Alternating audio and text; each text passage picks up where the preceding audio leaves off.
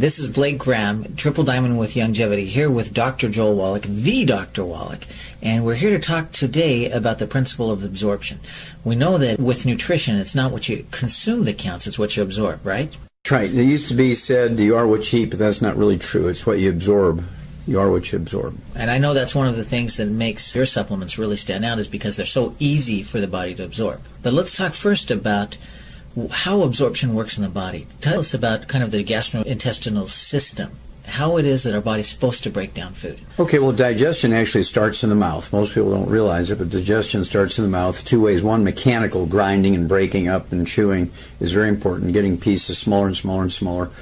In fact, the human body is a juice machine. Everything is moving towards being juiced, right? So we're going to chew things up, chop things up into small swallowable pieces. And saliva actually has ptyalin in it, which is a carbohydrate-busting enzyme. It actually begins to break down carbohydrate into sugars and sugars into simple sugars and so on. And so digestion begins in the mouth. It goes down the esophagus to the stomach.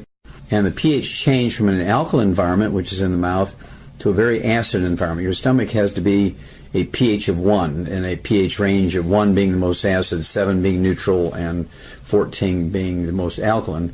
It's imperative that your stomach environment be acid for several reasons. Number one, it sterilizes the stomach, so yeast and bacteria don't grow there and prevents the formation and fermentation of carbohydrates and sugars and fiber into gases, and which causes bloating and reflux and heartburn and all that nasty stuff. Also, the enzyme pepsin, which is produced by the stomach, requires an acid environment to function properly. Pepsin is the protein digesting enzyme. It breaks down animal flesh proteins, plant proteins, including grains, eggs and so forth, cheeses, milk. Any proteins are broken down into the simplest of amino acids by pepsin in the stomach. The acid environment is also required for a substance called Castle's intrinsic factor, which is produced by the stomach wall, to bind with vitamin B12 and absorb vitamin B12. You cannot absorb vitamin B12 without being first very seriously acidified. The intrinsic factor just won't work. There are cells in the lining of the stomach that actually make the stomach acid. Hydrochloric acid they're called chief cells, and these chief cells require sodium chloride as the raw material to make hydrochloric acid. So that's kind of what goes on in the stomach. When the stomach churns things around, continues this mechanical breaking down, the acid begins to break down food by actually dissolving the connective tissue and separating fibers and cells of your food. And then, of course, there's the pepsin digestive enzymes, which break down the proteins into polypeptides, long strings of amino acids, down to tripeptides, which are 3 amino acids, dipeptides, which are 2 amino acids. The goal is to get down to the simplest amino acids, which makes protein digestion and absorption easier. Then as the food moves into the duodenum, some people say duodenum, but duodenum is how I learned it. The pancreas and the liver both empty into the common bile duct, which then empties into the duodenum. And the pancreas actually produces quarts of alkalizing mucus and bicarbonate, in the form of bicarbonate. And the purpose is to alkalize the duodenal environment because the pancreatic enzymes and the intestinal enzymes only work in an alkaline environment. So you got to switch from being very, very acid to very alkaline. So all enzymes are very pH dependent. Absolutely. They work in a certain pH range, and if you get out of that pH range, those enzymes aren't as effective. Well, they become a non-factor. They're just zero. They will not work if they're not in the right pH range. And this is why we die from changes in pH of our cells. The enzymes in our cells don't work either. Not only the digestive system outside their pH range. And if you get into acidosis, normally our body itself is supposed to be like 7.1 and pH just a little above neutral. And you get to be 7.3, you're in what's called alkalosis. You're in the hospital dying because all your enzymes in your cells stop. That's too high of a pH. If you get down to, say, 6.9 or 6.8 below neutral, you're on the acid side, you're in acidosis, you're in the hospital dying because the enzymes can't work in an acid environment either. So we've got very strong acid environment in the stomach, but once we get into the small intestine, the body actually shifts the pH levels, changes the environment because we have different enzymes going to work? Yes, you have a whole plethora, I guess is the word that Cher uses. Okay. A whole plethora of enzymes that are produced by the pancreas to digest proteins again, to digest carbohydrates down from long chains, hundreds of sugars, down to polysaccharides or disaccharides, which are multiples of sugars, two sugars down to simple sugars, and break down complex sugars into simple sugars. It also has lipases, all the enzymes that are produced by the pancreas end in the suffix ase, A-S-E, and so if there's a peptase, you know that's a pancreatic enzyme. Like lactase we hear about for breaking down lactose. Exactly. So all the ACE means they're pancreatic enzymes that are digesting long chains of things down to their simplest components for absorption down the pike. And once we break them down, then we still have to absorb them. That's correct. How does that work in the intestine? Well, I got one more piece going on here, and that is the bile coming down the bile duct, which is produced by the liver, the largest gland in the body, is designed to do two things. Number one, homogenize fats, take them from big, large molecules of fat down to little droplets in a very uniform fashion, purpose of which is to absorb fats. So when the fats are attached to bile salts, you absorb these fats easier. You go from large fats down to fatty acids, okay, or triglycerides, which is a 3-carbon glycerol with 3 long chains of fat on it. Triglycerides, that's where that comes from. And so the bile breaks all that down into the simplest of fats called fatty acids. Then the bile also helps you absorb fat-soluble vitamins, A, D, E, and K. Also, the bile from the liver helps you absorb cholesterol, the good fats, very important to everything from your cell walls to your brain to nerve insulation and storage of energy and so on.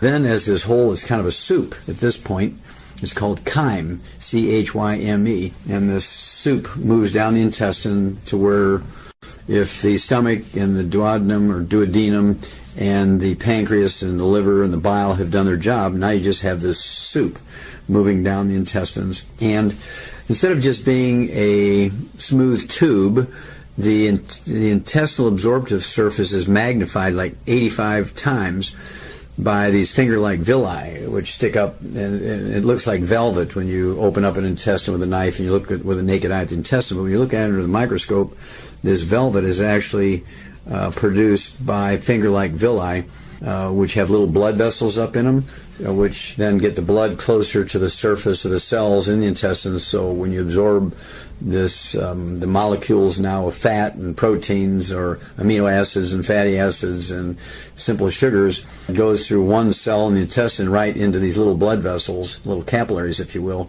then into the bloodstream, which then goes up the hepatic vein in through the liver for the most part.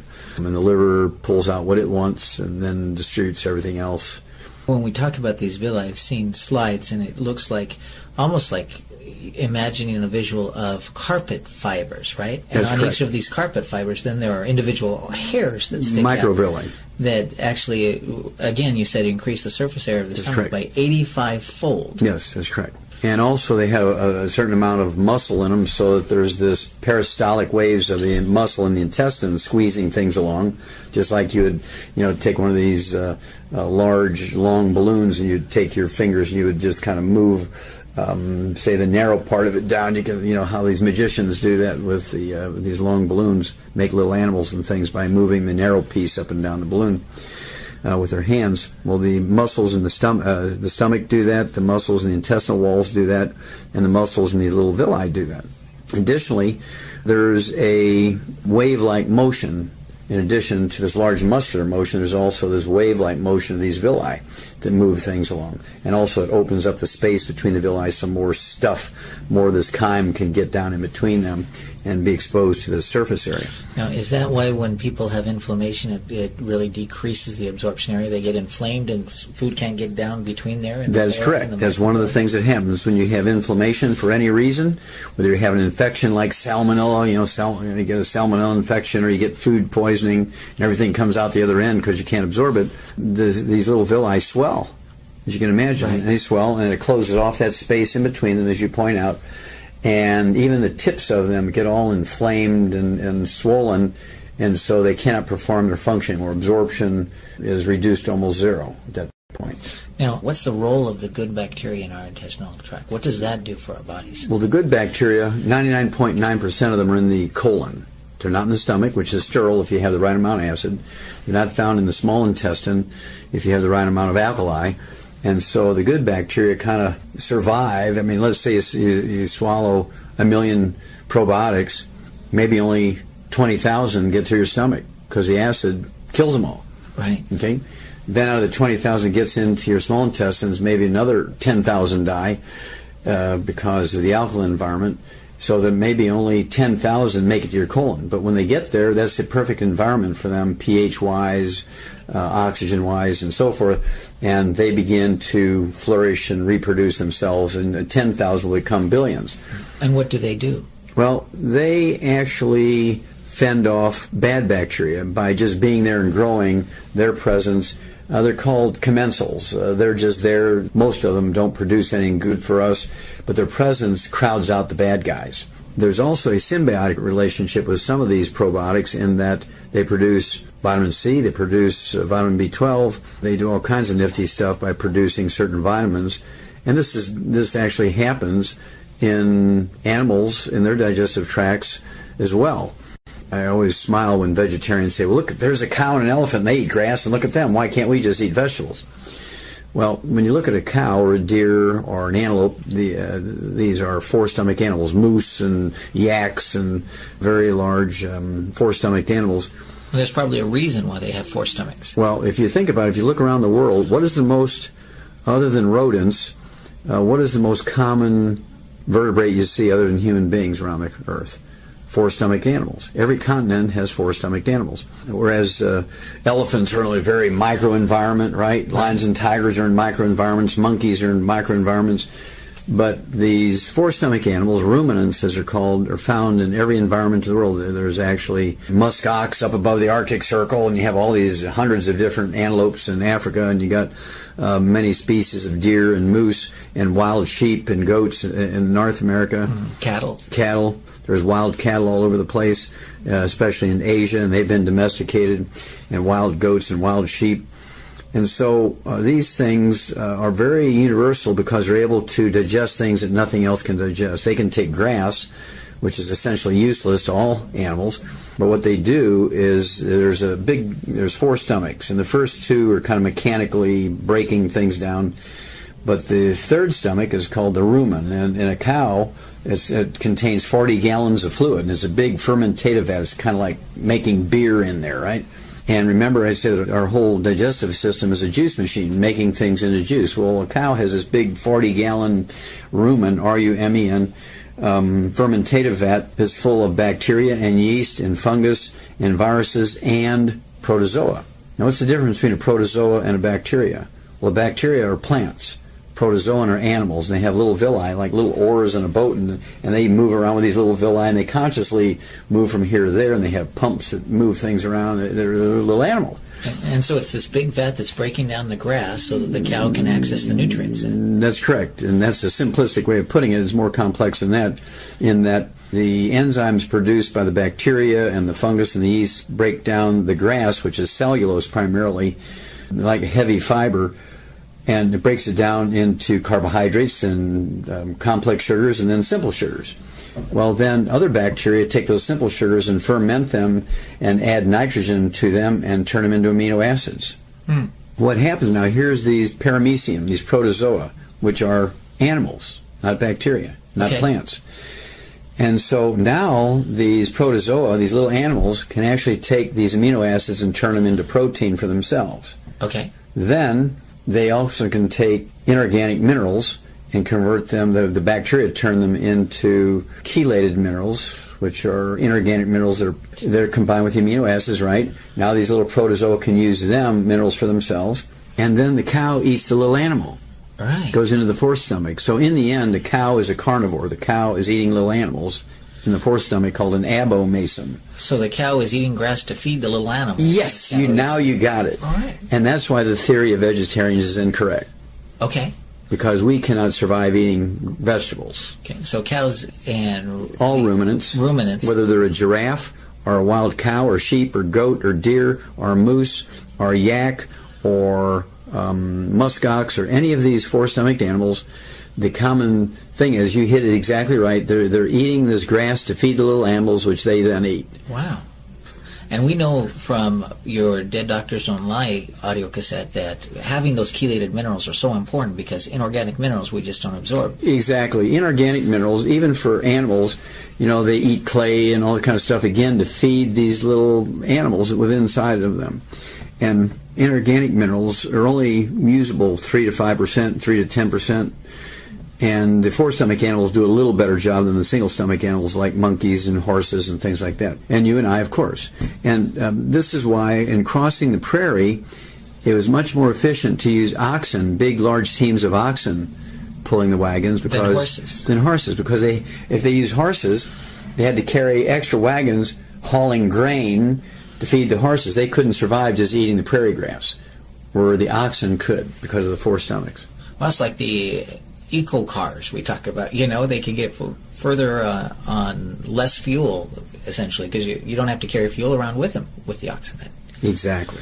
So in the human digestive tract then, since we don't have the four stomachs, we obviously have to have food that's from various sources, because we can't break down the grass. But when we get to the colon with the good bacteria there, is there anything else that we need to know about what that good bacteria does? And I'd like you to mention a little bit about the appendix, because most of us have been taught that the appendix is just, something in there that we don't know what it's good for. Maybe the good Lord put it in there so surgeons would have something to take out, right?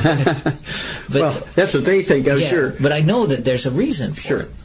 Well, there's multiples of reasons, but one of the main ones is, you've all heard of T cells, right? Right. T cells.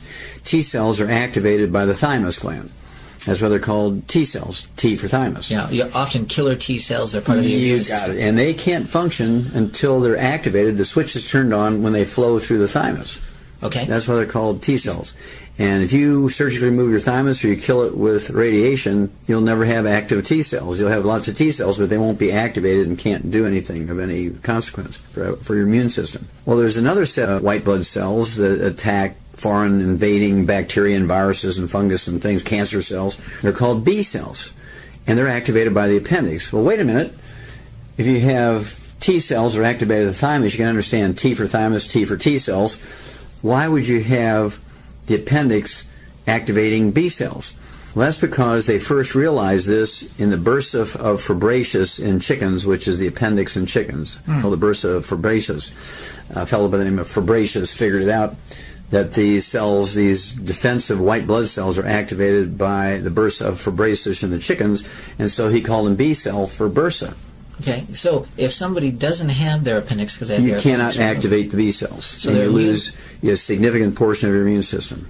When we need to make sure that the nutrients get absorbed in the body, then we need to look at our body's ability to digest it. And since it starts in the mouth and in the stomach and we need an acid environment, what are some of the things that our bodies need to produce acid? Now, you mentioned, like, we need NaCl, table salt, right? Yes, NaCl, sodium chloride. Right? Mm-hmm. And chemically, HCl, hydrochloric acid, has the same chloride ion that salt does, right? That's correct. So do we need to have salt in our diet in order to make hydrochloric acid? Blake, it's an essential nutrient. You cannot live without sodium chloride. Anybody who says you need to restrict salt should be put in jail for reckless endangerment. This is what acidifies your stomach, and people who do not consume salt will set themselves up for many, many, many diseases and increase their risk of allergies, because you can't break down proteins into the simplest of amino acids. These dipeptides, 2 amino acids, tripeptides, polypeptides, multiples amino acids, become allergens. You can absorb them in your bloodstream, but your body recognizes them as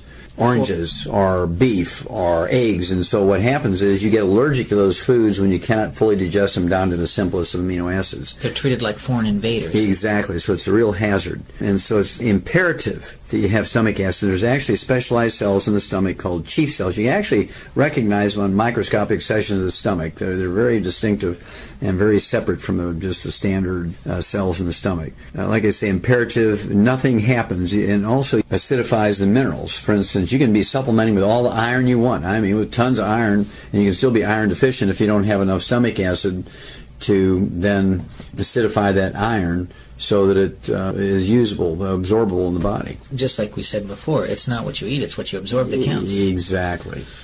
Right now, we have more and more problem with a lot of people with digestive issues. And that's the title of this recording here, Serial Killers, we call it. Cereal, not like cereal with an S, like a repeat, but cereal with the C, like the grains. And that's because we're seeing an increase in the amount of a lot of these grains and cereals in our diet. I think the World Health Organization actually did a study, and they looked at the number of increase in the carbohydrates, and our carbohydrates have more than doubled over the last few decades, and 85% of that is an increase in those breakfast cereals, right?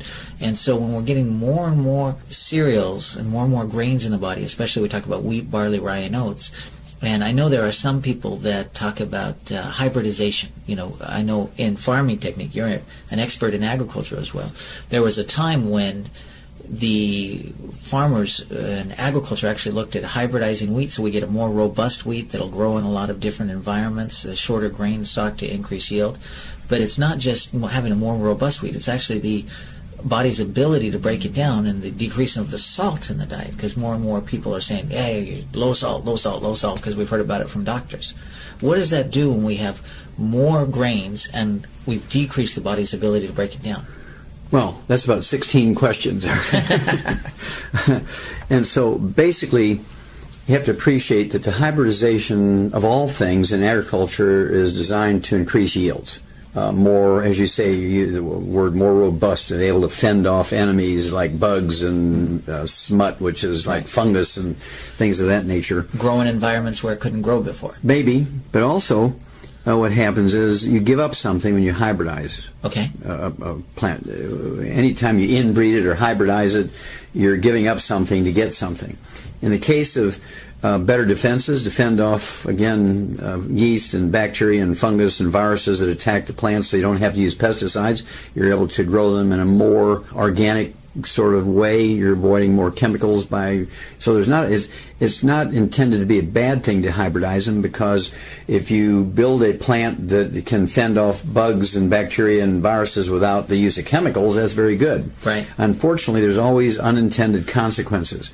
One of the unintended consequences of hybridizing wheat, for instance, is the reduction in protein. Back at the turn of the 20th century, depending on the strain of wheat, the species of wheat, you had anywhere from 13 to 17% protein. Well, today it's about 3% protein.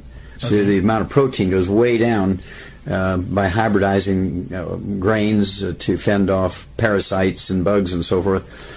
And as a result, it's almost all carbohydrates now and very little in the way of protein. And so this is why in the livestock industry we had to come along with soybeans to add to animal feed to raise the protein levels, because grains, greater yields in terms of tons and bushels per acre, doesn't have enough protein for them. And so we had to add the soybeans to bring the protein level up to satisfy the need for raising livestock, either for reproduction or fattening in the feedlot for steaks and chops and so on. So the increase in carbohydrates, could that be an increase in like cellulose?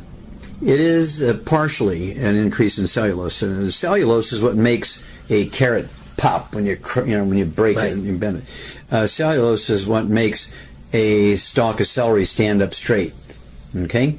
And isn't cellulose pretty hard to break down? Well, it is. And this is where all these little bacteria and yeast and things in the cow's rumen, that's actually the third stomach, does that. They have little enzyme systems that break down that cellulose called cellulase. Okay. Human beings don't have cellulase. And so we don't do a very good job. We don't have that big third stomach with 40 gallons of all these bacteria and yeast fermenting the stuff with cellulase breaking down that cellulose, right? So what happens when it's not broken down? What does that do to the villi? Well, that alone won't do much to the villi, but it can give you a soft stool, or, a lot of people use fiber as another term for cellulose, fiber. And they use that to have a bowel movement. It makes the transition time, the movement time from the mouth to coming out in the bowel movement in the toilet, shorter.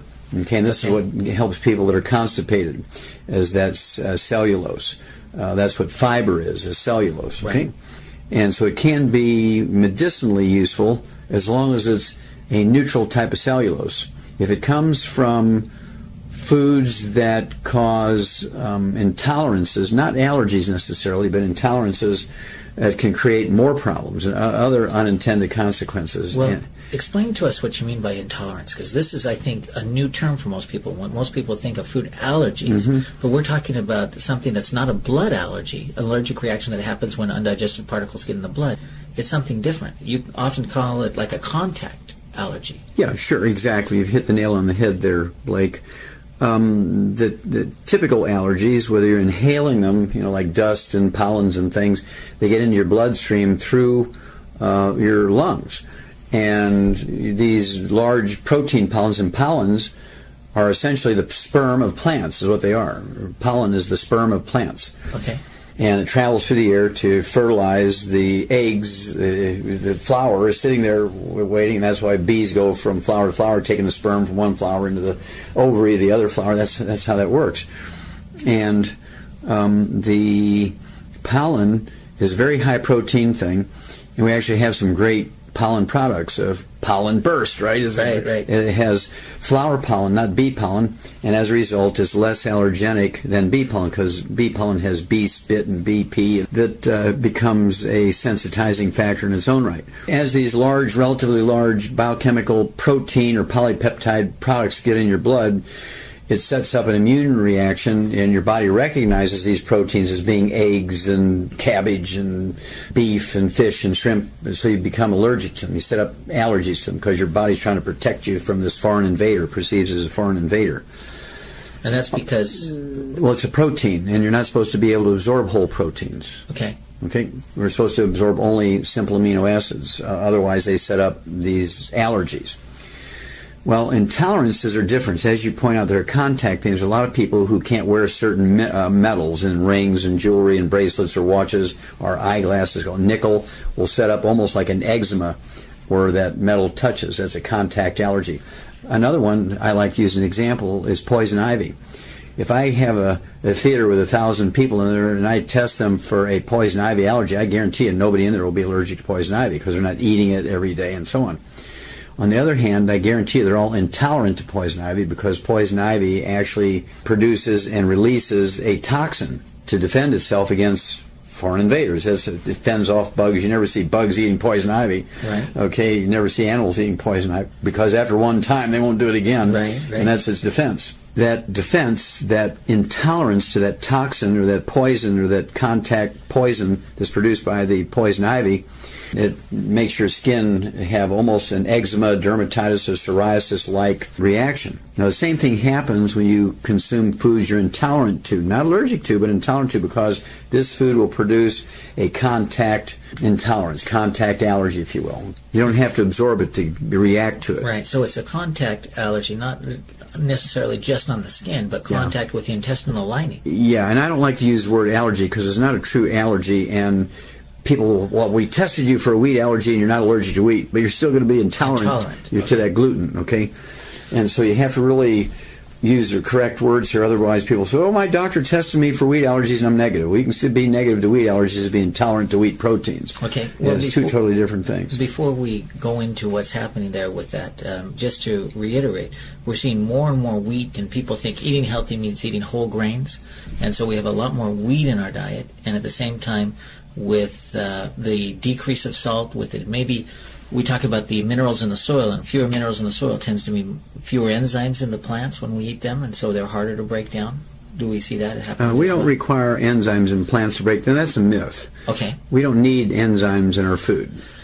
Okay, because we produce our own enzymes. Yeah, if you're getting all your nutrients and everything's perfect, you're producing all the enzymes you can eat, everything you eat without enzymes in it, and you'll be fine. Right. Okay. But your body has to, in order have to... raw materials. Right. And in order to have the enzyme that breaks down wheat work, you need a pH of about, you said 1.5, 1 to 1.5 pH? In the stomach, that's correct. So super acidic environment. What happens if you don't have that strong of stomach acid, if you haven't been eating salt? Well, then the pepsin won't work. It won't digest wheat, barley, rye, and oat proteins, or egg proteins, or fish proteins, or clam proteins, or any kind of proteins down into the simplest of amino acids. So we get undigested wheat, barley, rye, and oat protein that's into the intestines. You got it. Now it becomes a dangerous chemical. Okay. It's like little slivers that go down there and become and then they create. It's not a mechanical thing. Okay, more than just a mechanical. Yeah, and slivers implies to me mechanical stuff like splinters and and microscopic splinters, and so it's not slivers. So I wouldn't use the word slivers. It's actually a protein. It's a microscopic droplet of protein. Okay. So it hasn't been digested. It touches these villi, and what happens? It's like poison ivy. Okay, this is like a toxin of poison touching that villi, and it swells up. And because it swells up, we've cut down the ability of the food to get you reduce the surface area, right, which messes up our absorption. Plus, when that villi swells, it not only swells on the outside to close off that space in between the adjoining villi, but it also squeezes the blood vessel on the inside, because the swelling also goes the other direction. Okay, on the inside, it shuts off that blood vessel, so even if you can partially absorb some of that food, it doesn't get into the bloodstream because there's no blood in there anymore. There's no circulation.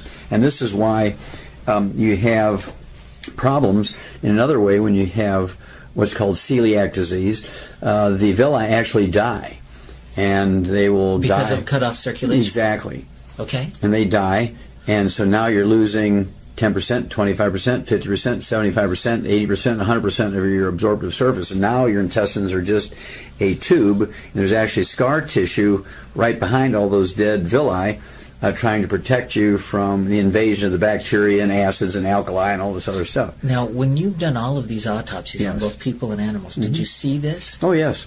It's very dramatic and very easily diagnosed at autopsy or biopsy, and so you can actually feel it when you do surgery. You can run your hands down the small intestines, and you can actually feel areas. And this doesn't happen all at once. It's not like turning on a switch, turning off a switch, like all your intestines go at the same time.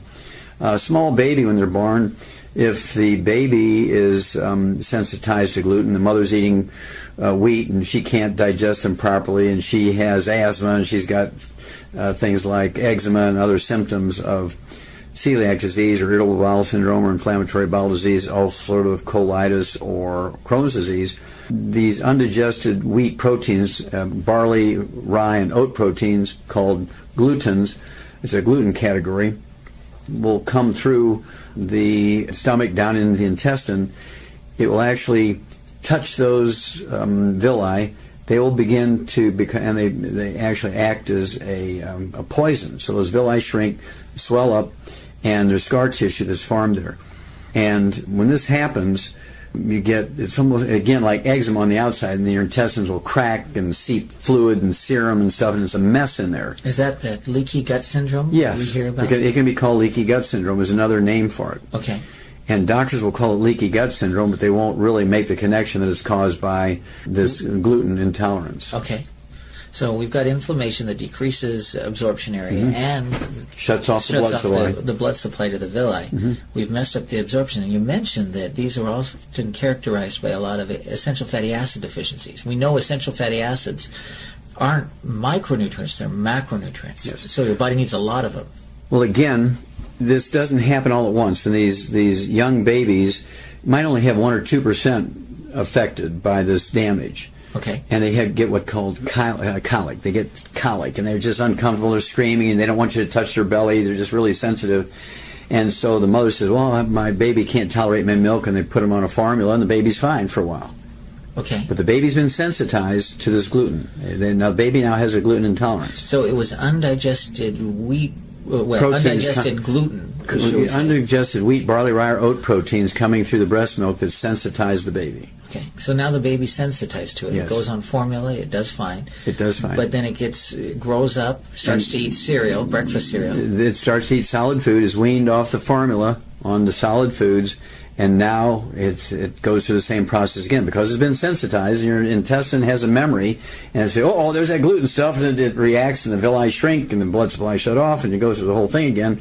But it's not an all or nothing thing.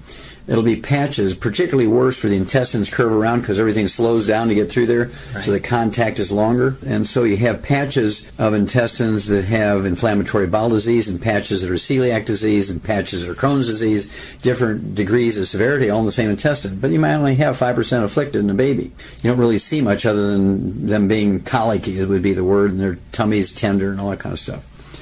And then the baby, say, gets to 5 years of age, and the baby's got rashes, and they develop asthma, and they cannot absorb things at this point when you have, say, 20%, 25% of your intestines afflicted, particularly cholesterol and particularly omega-3 essential fatty acids, because these are large, complex molecules, and they can't get through this damaged intestine.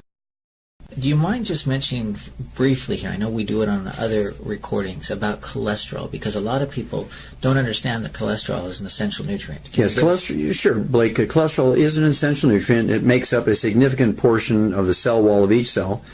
It makes up 95% of the steroid hormones in your body, from your adrenal gland, from testosterone, estrogen, progesterone. It's also necessary as a raw material for myelin, the fatty insulation material in the brain and some of the peripheral nerves. And this myelin in the brain makes up 75% of your brain weight, and it's almost 100% cholesterol. And so somebody who would say to me, oh, my doctor's jealous because my cholesterol without medication is 90. They have advanced, very severe celiac disease or irritable bowel syndrome, inflammatory bowel disease, ulcerative colitis, and or Crohn's disease. So the only time we see cholesterol that's really low is either if they're taking cholesterol-lowering drugs or they have an absorption problem. That is exactly right, which is a very, very bad thing. You do not want your blood cholesterol down below 220. You get down below 220, you're in the danger zone. More people die from heart attacks when your blood cholesterol is down below 220 than you do when it's up to 220 to 270. In fact, the people on Earth who have fewest cardiovascular events are the Inuits, the Eskimos above the Arctic Circle, and their cholesterols run 350 to 500, wow. And they have the fewest cardiovascular events until they come down here and eat like us, then they have the same ratio as we do. As long as they're eating 90% of their diet is red meat and fat, whale meat and whale blubber, walrus meat, walrus blubber, seal meat, seal blubber, bear meat, bear fat, they only eat 2% fish, they're doing great. Yeah. But they come down, they get a lot of grains, they develop absorption problems. And they're stir frying and frying, right, and they get exactly. They fry stuff and they clog their arteries because of the inflammation caused by the bad fats contacting the artery walls, and they get arteriosclerosis. Now, for the people listening to this recording, I know one of the things that we often talk about as a sign to how you can tell if you have a cholesterol or an essential fatty acid deficiency is if you ever go in a room to get something, and you get to that room and you can't remember what it is you went to get, that could be a sign. That could be a sign. You can also get cracks in your heels. You can have dry skin. You can have eczema. You can have cracked cuticles. You can have hangnails. All splits in your skin. And you see this, actually, all these things from gluten intolerance are worse during the wintertime. Always worse during the wintertime. Because our bodies obviously need more essential fatty acids to keep the moisture in during the wintertime when it's cold and it's dry. Well, that might be a factor, but the main factor is during the wintertime you eat more pasta, more toast, more oatmeal, more pancakes, more waffles. During the summertime you're eating more fruits and vegetables because they're available. Okay. And so we change our dietary pattern during the wintertime, and so if you have a gluten intolerance, you're taking in more gluten during the wintertime, and the disease becomes more severe during the winter. So it's an increase of irritants. It's an increase of irritants. You got it. So if we're talking about an increase of irritants, then maybe the reverse would be true. If we get rid of all the things that are irritating the intestines, then do the intestines have the ability to heal themselves? They actually do. Just like your skin, when you cut your skin or burn your skin, it's able to heal itself. It rebuilds itself very quickly, has the capacity to do that. Your intestine has the same capacity. So if you go on a macrobiotic diet, aka gluten-free diet, and the macrobiotic diet was actually created during the 1700s in Germany. The Greeks 2,000 years ago actually knew about celiac disease. And they figured out that when you give up wheat, barley, rye, and oats back 2,000 years ago and eat more rice and corn and beans, lentils, millet, and so on, and things like that, that the disease went away. All these problems went away. And then you started eating wheat, barley, rye, and oats again, you had this problem. Well, in Germany, they created this macrobiotic diet, which is also known as the brown rice diet. There's no magic in the brown rice, but it's the fact that you give up wheat, barley, rye, and oats. So if somebody wanted to go gluten-free, one of the suggestions you could make is look at that macrobiotic diet and not focus so much on what you can eat, but look at all the great things you can't. Exactly. Well, you look at the Chinese. There's 2 billion Chinese, almost 2 billion Chinese, and very few of them in China ever get celiac disease, irritable bowel syndrome, inflammatory bowel disease, ulcerative colitis, and Crohn's disease because they eat rice and millet, and they eat flax and buckwheat, which is not wheat.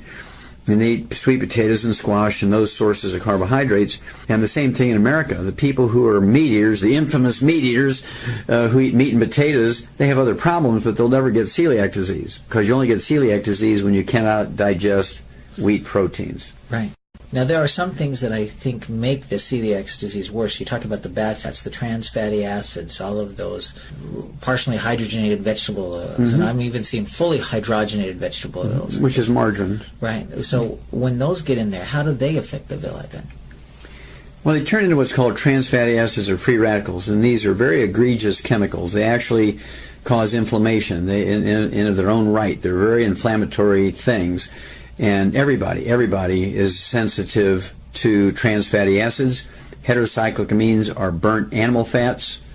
Okay. And then you can also have acrylamides, which are superheated carbohydrates like toast and these crispy cereals, crackers, that sort of stuff. And so if you're frying potatoes, you're getting trans fatty acids from the heated oils.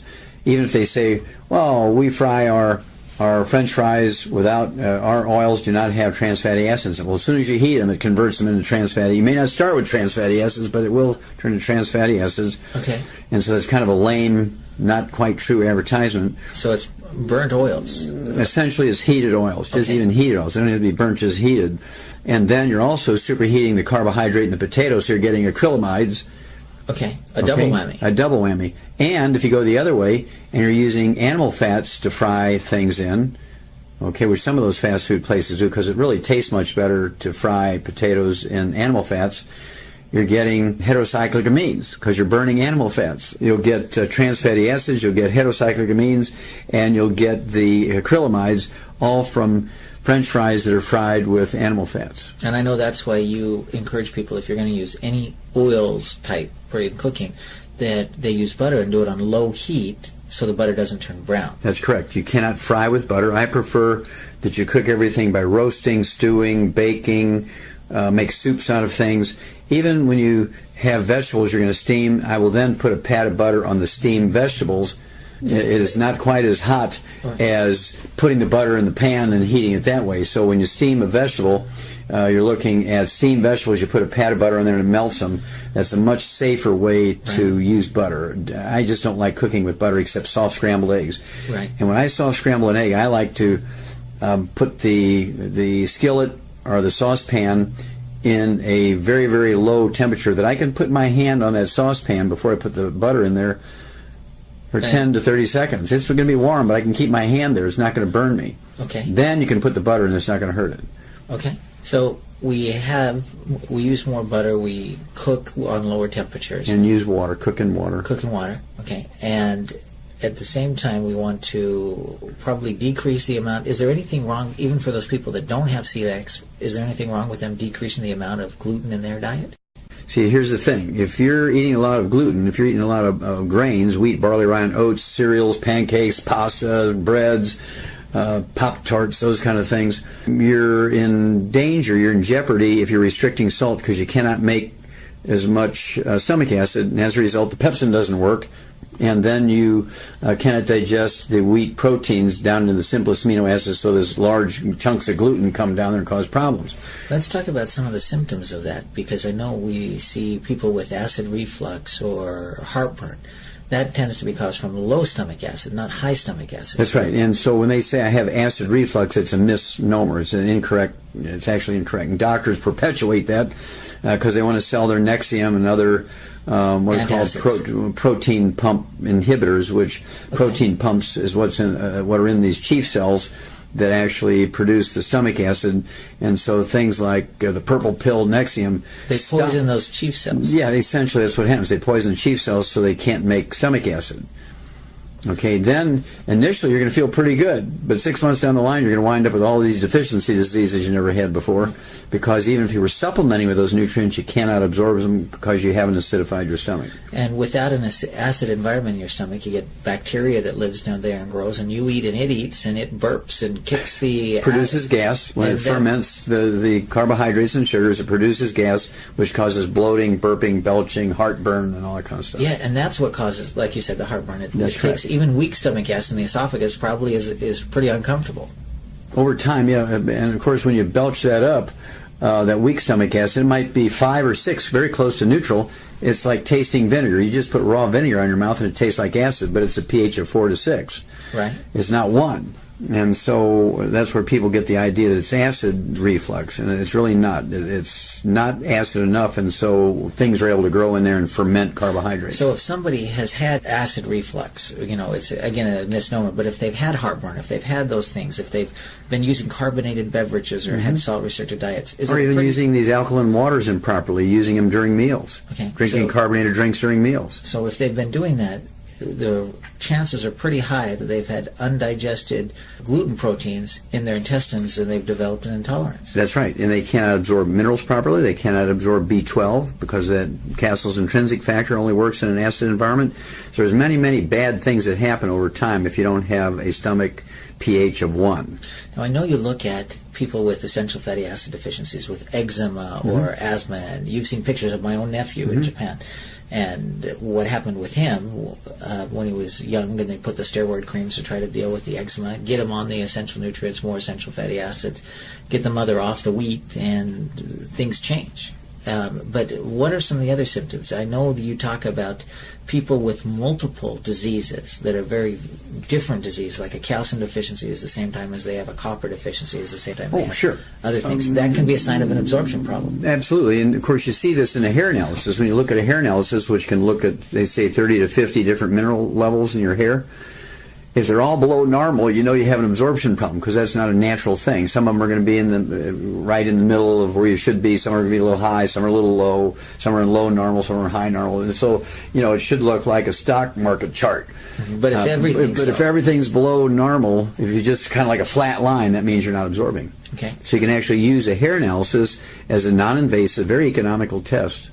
Now, other things we see is we talk about if you've got a lot of bad bacteria in your colon, you get a lot of smelly gas. You can have sulfurous gas because they produce sulfur dioxide, and also the bad bacteria produce waste products. They pee and poop, and it's called bacterial toxins. And this is where you get food poisoning. If you have, for instance, a staphylococcus food poisoning, it produces a toxin that's very, very quickly, you'll be on your hands and knees throwing up and having diarrhea. You'll be a mess, headaches, and just really feel bad, and it can wind up killing you. And you can get that within hours after you consume staphylococcus poison, food poisoning. On the other hand, salmonella food poisoning usually takes 12 to 24 hours after you consume salmonella bacteria for them to produce enough toxin to cause food poisoning. And so you can tell without even doing the culture whether it's a staph or a salmonella based on the timeline. The timeline when you eat something and when the food poisoning occurs. What about copper deficiencies? Do you see people with celiac disease and absorption problems have a lot of gray hair? Is that common? Well, sure. They're going to have a lot more symptoms of copper deficiency, iron deficiency, omega-3 essential fatty acid deficiencies, folic acid deficiencies, which can be very bad in women who are in the age where they can, childbearing age. If you have a folic acid deficiency, even if you're eating lots of salads, you can have a baby born with spina bifida. If you have a zinc deficiency because you cannot absorb it, you're supplementing with zinc, you can have a baby born with a cleft palate or heart defect. You can have a baby born with Down syndrome because you cannot absorb zinc. And so these things are absolutely paramount to have optimal absorption of these nutrients. And so you have to pay attention to each digestive compartment: acid in your stomach, alkaline in your intestine, healthy bacteria to fend off the bad guys in your colon. And it's actually a lot of work to make sure all that functions properly and everybody's happy getting all the raw materials they need and keeping the bad stuff away. And this is where the trilogy of books, Let's Play Doctor, Let's Play Herbal Doctor, and the Passport to Aromatherapy come in. This is where the book Immortality comes in. This is where the book Dead Doctors Don't Like Them. I mean, they all talk about these things sometimes in segments. And there's another section in the book Rare Earths Forbidden Cures which talks about hair analyses and talks about how when all the minerals on a hair analysis are below the low normal line, that means you're not absorbing. And I see thousands of these a year. And now we're seeing tens of thousands, maybe millions a year. Because it's going up because people are eating more grains and people are being told more and more by doctors to avoid salt. So that combination is very bad. So if somebody is using the 90 essential nutrients, we know if you give your body what it needs, it'll do some amazing things. That's correct. Okay, so you're doing some troubleshooting there. Using it, most people are going to get results when they absorb it, but if they're not getting results, the first thing we look at is, are they absorbing it? That is correct. So, in addition to going gluten-free, and it's important that they stay gluten-free so they keep their absorption. That's correct. We often add an enzyme product to help break it down, and especially people that say maybe they've had their gallbladder removed, and so they're not producing they're not storing enough enzymes to be able to. Well, they're not storing enough bile. Bile. Okay, in that case, it's not enzymes, actually, it's bile. It's kind of an emulsant. It's almost like detergent is what it is. Bile is like a detergent. And it breaks down big globs of oil and fats down to little globs of oil and fats that are more easily absorbed. So for those people, taking a great digestive enzyme and using probiotics, those can also help with people that are going gluten-free to help give them the right environment for the intestines to heal themselves?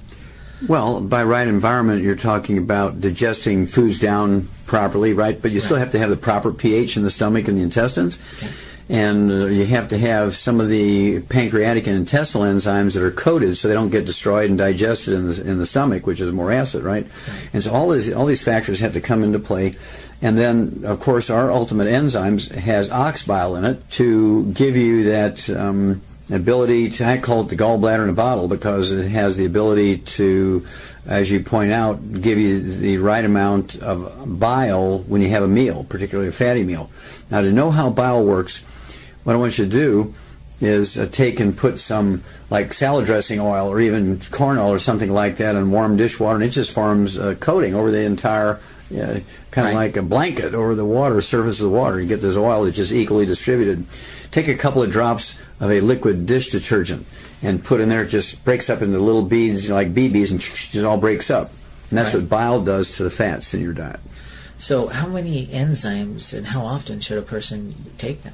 Well, I like them optimally to take, say, 2 at the beginning of a meal with a couple ounces of water. Our ultimate enzymes, which has the ox bile, the pepsin, the betaine hydrochloric to make stomach acid. It has the enzymes from the pancreas, pancreatic enzymes. It also has plant enzymes. It has bromelain from pineapples, and it also has papain from the papaya, which are very nice enzymes from plants. We don't need them on a daily basis, but if you have a digestion problem for a support, just like putting a cast on a broken leg, they're used as medicinally in that fashion. You don't need them all the time if you don't have a problem, because you'll make your own enzymes. What about the FlorFX? How often and how many should the person use the FlorFX? I like to use the FlorFX. I like to use the Nightly Essence. I like to use even the Triple Treat Chocolate, which has probiotics in it. Oh, that's great to use probiotics, too. Yes. And you can use those as often as you want. They do not have to be consumed with meals, and actually it's better if they're consumed in between meals because you have less stomach acid, so more are going to escape through the stomach without getting digested and killed. Now, I've seen oftentimes people be encouraged to take, say, 3 Flora right before they go to bed and then 3 with breakfast. Right, and that's what we call Nightly Essence. Nightly Essence you're supposed to take it before bed. Right, okay, great. So, in addition to that, this is, again, these aren't standalone products, but they go with the 90 essential nutrients, correct? That is correct. Now, I do have to make sure we say this.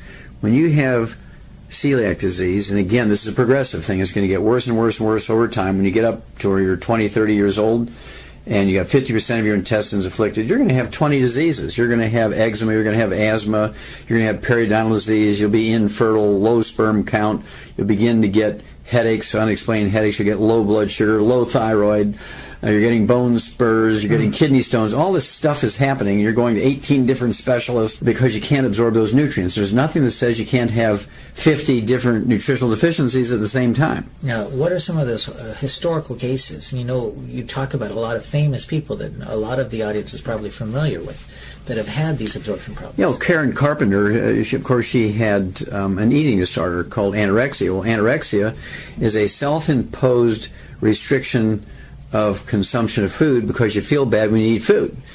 And almost always is because they have celiac disease and they feel really, really bad when they eat wheat, barley, rye, and oats. And so they just give up eating and they keep going downhill. And they feel pretty good when they're fasting or eating lettuce, and then they start eating breads and whole grains again because they know it's healthy, quote unquote.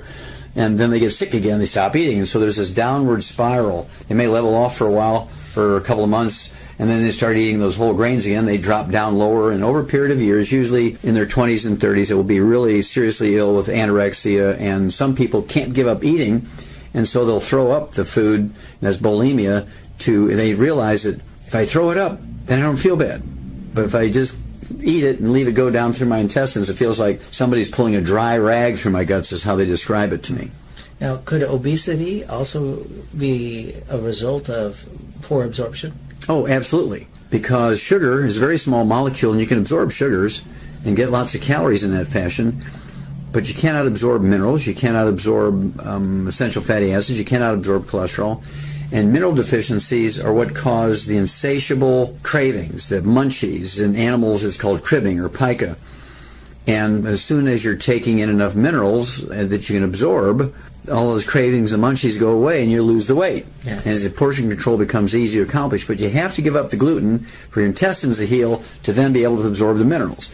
Now, are there nutrients we can take to help the intestines heal? Well, glucogel is a, again, very good source of collagen, okay, which is the connective tissue. And so it's a source of raw materials for the connective tissue part of the intestine to heal. You know, the things that the villi sit on is a connective tissue, essentially. It's like the foundation of a house or a slab that you build a building on. Okay. And that's what the connective tissue is. And all these things are actually welded to that connective tissue. Okay. And the connective tissue, when it gets irritated, it forms deeper and deeper and thicker scar tissue, which makes it even more difficult to absorb things through that scar tissue layer. Kind of like a callus. Yeah, it could be a callus, absolutely. But if you quit irritating it, how long does it take for those things to optimally, if you're really, really good about staying away from everything, gravies, and even making sure croutons don't find their way into your salad, and you pick the croutons up, there's still crouton dust in the salad, or you go to a health food store that sells bulk grains, and there's always somebody there scooping grains into a plastic bag, and then they throw that plastic bag on the belt that takes their food to the cashier, then you put your food on there. Or maybe you're a farmer, and you're gluten-free in the household, but your husband or son or somebody's been outside in their clothes mixing cattle feed that has wheat, barley, rye, or oats in it, and then they come in and they throw their clothing in the laundry with yours. You're going to be constantly exposed, even though you think you're not. And so it's very, very important to, you got to be really gluten-free to get maximum benefit. But under optimal conditions, you're avoiding everything that has gluten in it. It's going to take anywhere from 60 to 90 days to see recognizable benefit, and it might take anywhere from 6 months to a year to get perfect 100% healing. Okay. Would taking extra essential fatty acids, would that help speed that process of reloading? No, but what it does do is make sure you're absorbing more of them. It's just a matter of concentration. The more you're throwing at it, the more you get through. And so it can actually increase your risk of stroke, because the essential fatty acids, one of the things it does is prevent abnormal blood clotting, which results in strokes, deep vein thrombosis, pulmonary embolism, coronary thrombosis, thrombotic stroke. And so if you can't absorb omega-3s, it increases the risk of stroke. It increases the risk of stroke. So this is why people die from celiac disease. And that's one of the things I know with the risk of stroke and heart disease, that you actually fought with the FDA, so we can say that increasing your omega-3 essential fatty acids decreases the risk of heart disease. You got it.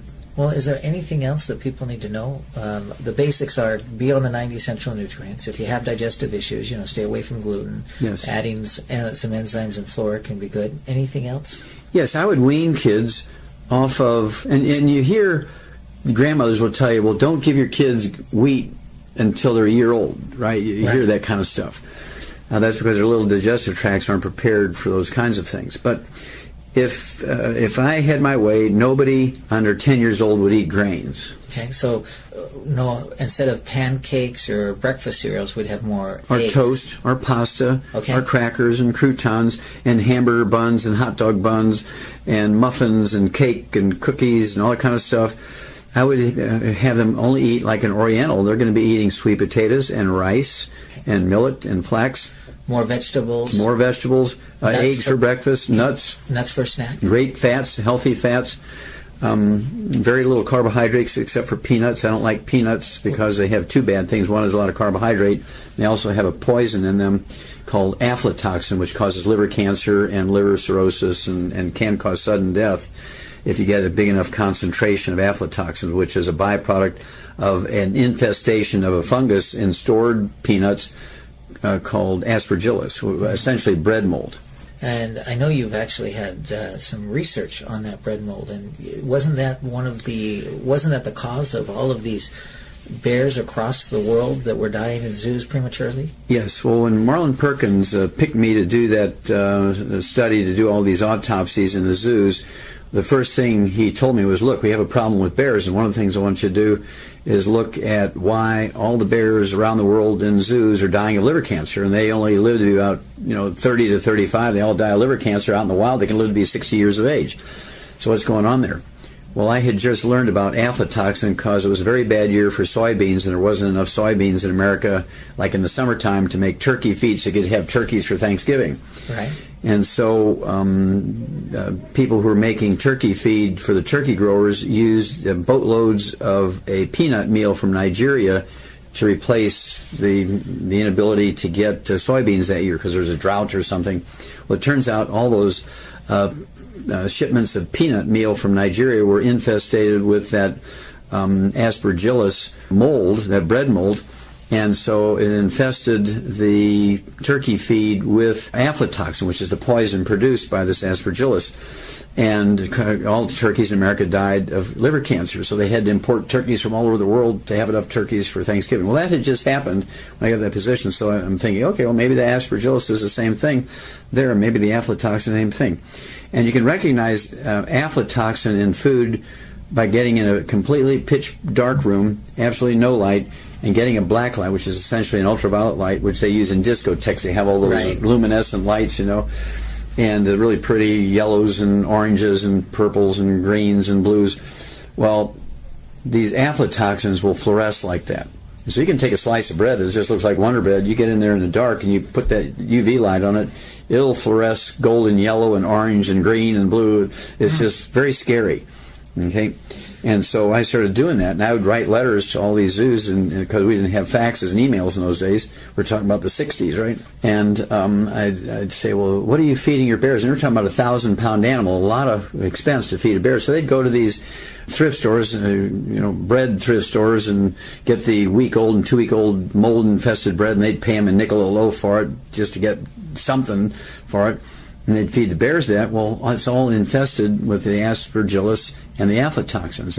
So we just switched them over to dog food, like dry dog food in 50-pound bags, and the liver cancer in bears stopped overnight. And this was more than just one or two zoos. We're talking every zoo.